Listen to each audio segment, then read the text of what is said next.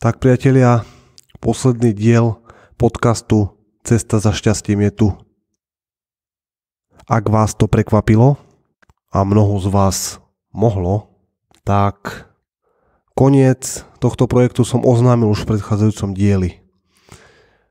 Prečo to tak je a prečo končím s týmto projektom, vám vysvetlím, prečo končí Cesta za šťastím a či som splnil svoju úlohu týmto projektom, alebo naopak nie.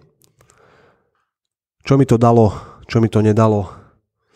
A aj o tom bude tento diel. Takže poďme do zvučky a poďme si to všetko vysvetliť.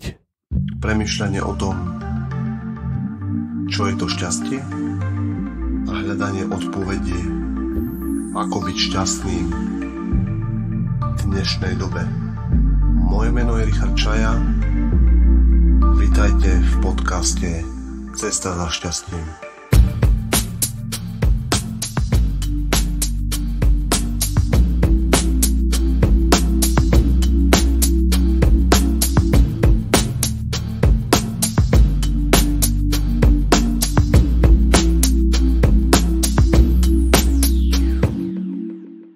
Tak na začiatok by som povedal pár dát, a to dátum, kedy začal projekt Cesta za šťastím, a prvý diel som vydal 24.11.2019.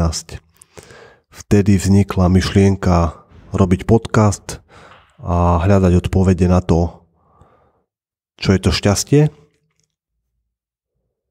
Za vyše 1 roka som nahral s touto časťou 35 dielov. Pre niekoho to môže byť málo, pre mňa to bolo tak akurát, vďaka udalostiam, ktoré sa mi stali. Takže ja som veľmi spokojný, že som sa dokázal prinútiť 35 krát sadnúť na zadok a nahrať podcast. Či už moje rozprávanie, alebo rozhovory, ktoré ste mali možnosť počuť. Mal som tu možnosť rozprávať sa so 17 hostmi, za čo im chcem poďakovať, že mi dali tú možnosť spraviť s nimi rozhovor a že som sa mal možnosť od nich učiť to, čo ma zaujímalo, a od mnohých som sa naučil veľa. Neviem, ako to máte vy a či ste počúvali všetky diely, ale za mňa boli tie rozhovory veľmi zaujímavé. Každý jeden bol iný a každý človek mi dal niečo, čo som si zobral ďalej. Jedna podstatná vec, ktorú vás chcem pustiť, je úplný 0. diel podcastu Cesta za šťastím, kde som rozprával, prečo podcast vznikol. A tak poďme si pustiť, čo som rozprával v roku 2019 v novembri. Chcem na sebe makať a uvidíme, či sa mi to podarí vrátiť sa k trenérstvu naplno. Spravím preto všetko. Som prihlásený na ročný kurz trenérstva v roku 2020, takže spravím všetko preto, aby som sa vrátil naspäť a robil to, čo ma baví. Shrnul by som tento svoj príbeh ako časť nejakých 28 rokov, kedy som sa opúšťal a hľadal nejaký zmysel života a pochopil samého seba, prečo som robil to, čo som robil, a verím, že pokiaľ to bude niekto počúvať, kto rieši podobné veci a opúšťa sa, nedáva mu nič zmysel, tak ho to nakopne a možno po roku, po 2, keď uvidí, ako som sa vrátil k tomu, čo ma naplňa a baví, tak ho to motivuje možno tiež niečo zmeniť a prijať zodpovednosť za svoj život. Tak, to bola prvá časť, ktorú som vám chcel pustiť opäť. A je veľmi zaujímavé počuť sám seba po roku a niečo a počúvať, čo som rozprával, čo som chcel, a potom hodnotiť, či sa mi to podarilo alebo sa mi to nepodarilo. No jedna vec, čo sa mi podarila je vrátiť sa k trenérstvu naplno, dať výpoveď v práci, a momentálne som v Košiciach, kde mám vlastné priestory, kde chcem trénovať ľudí, a možno to nie je tá najvhodnejšia doba a častokrát čakáme na dokonalý moment, kedy to bude vtedy, keď budem pripravený.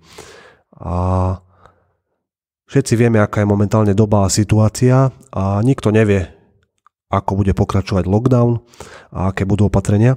A napriek tomu som sa pustil do toho svojho sna vrátiť sa k trenérstvu a bude to ťažké, ale beriem zodpovednosť, ako som spomínal, za svoj život a idem do toho naplno. Či už to pôjde, alebo nepôjde. Mám záložné plány, ktoré pokiaľ to nevyjde, tak mám sa k ním vrátiť. A podstatné je to, že pokiaľ si dal pred rokom, pred 2 nejaký záväzok voči sebe, tak sa spýtaj sám seba, či si ho splnil a kde si momentálne, tak či je to, čo si chcel pred rokom. Pokiaľ to tak nie je, tak žiaľ, sklamem ťa, ale musíš dvihnúť zadok a pracovať na tom. Bez toho, či to je ťažké, či to je ľahké, či to je neviem aké, či prší, či sneží, či je lockdown, či je covid, či nie je, proste stále rob to, čo môžeš ty ovplyvniť a vykašli sa na to, čo je okolo teba. Myslím to, čo nedokážeš ovplyvniť. Poďme na ďalšiu časť, o ktorej som rozprával. Prečo som podcast, projekt nazval práve Cesta za šťastím? Dlho som nad tým rozmýšľal, či to je fajn, či to neznie ako klišé, ale myslím si, že nie, lebo je to v podstate moja cesta za šťastím, pochopením, že som spravil nejaké chyby v živote a chcem hľadať odpovede a robiť niečo preto, aby som bol šťastný, aby som nebol frustrovaný a nahnevaný na celý svet, čo som doteraz bol a vinil všetkých, aké to je hrozné, aké to je ťažké, aké som mal ťažké detstvo a pritom to tak vôbec nebolo. Ako som už spomínal, nechcem, aby to bolo tom, že ja viem, čo je šťastie a ostatní nevedia, ale o tom, aby každý hľadal nejaké svoje šťastie, poznával samého seba, prečo robí to, čo robí a aby sa snažil žiť čo najlepšie, ako on dokáže a čo mu dáva v podstate zmysel. Tak.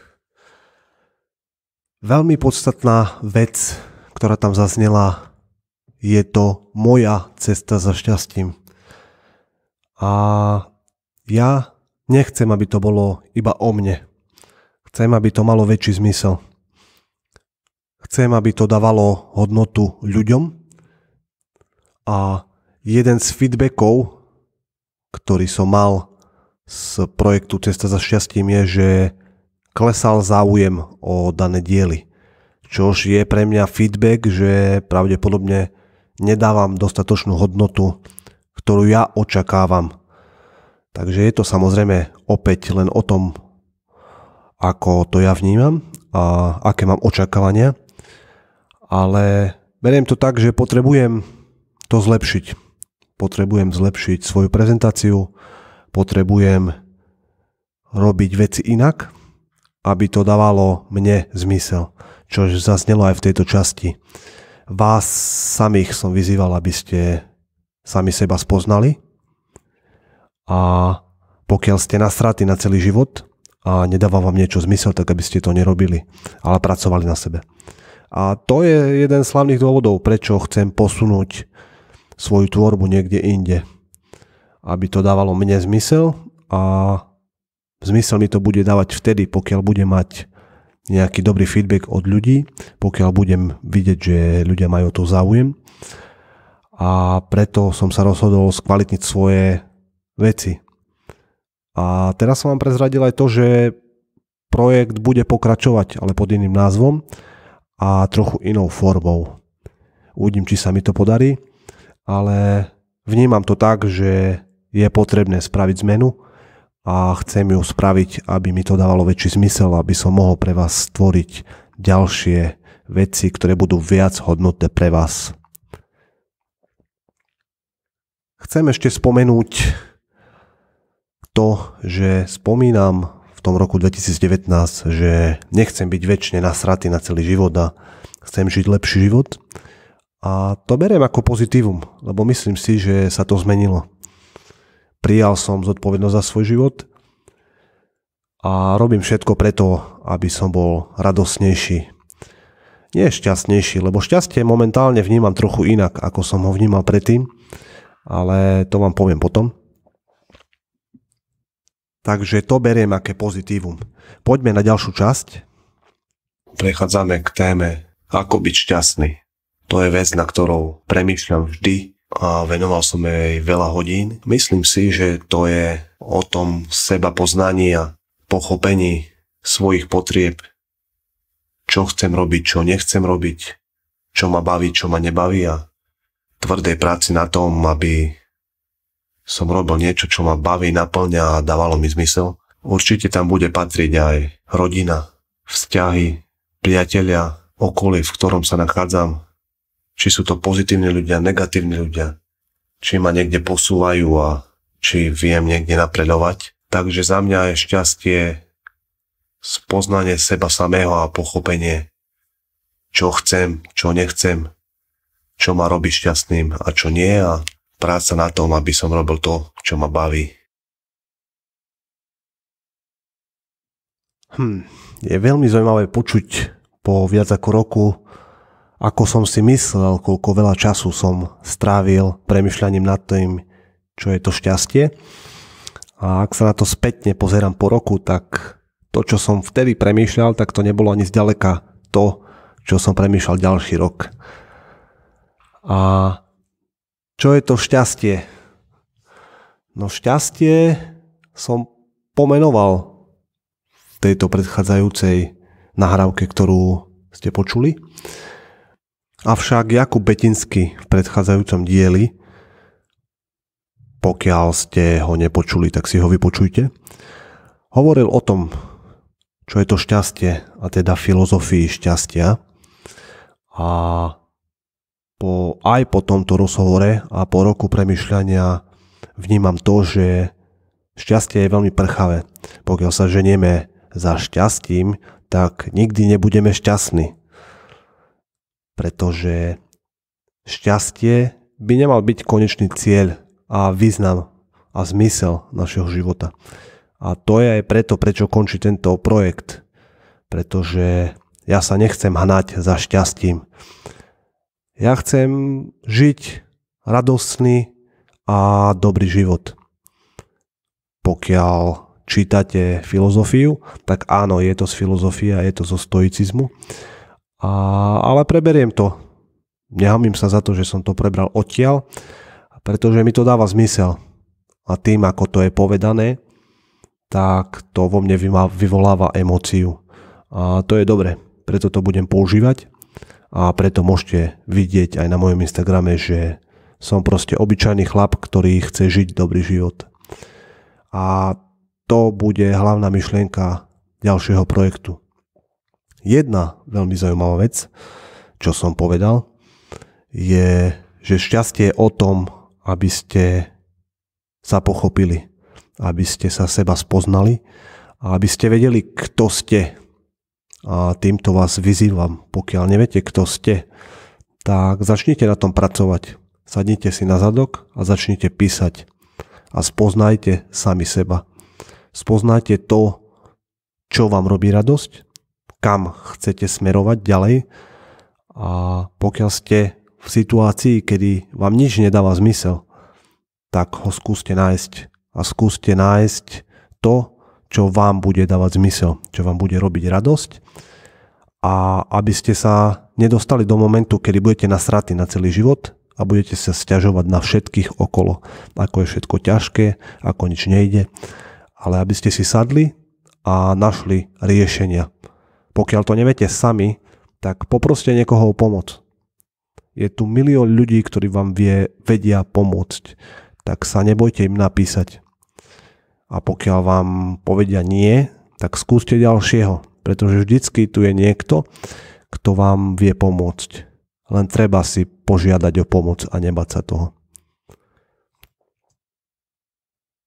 Pokiaľ to ľudia nebudú robiť bezzištne a budú si sa to pýtať peniaze, tak skúste do seba investovať. Skúste im dať peniažky ako energiu za to, že im veríte a skúste to takým štýlom. Ja som to robil posledných 5 rokov a niektoré moje pokusy boli zlé. Natrafil som na ľudí, ktorí chceli iba zarobiť peniaze, ale to je fajn, lebo to je zase ďalšia skúsenosť, z ktorej sa môžem učiť.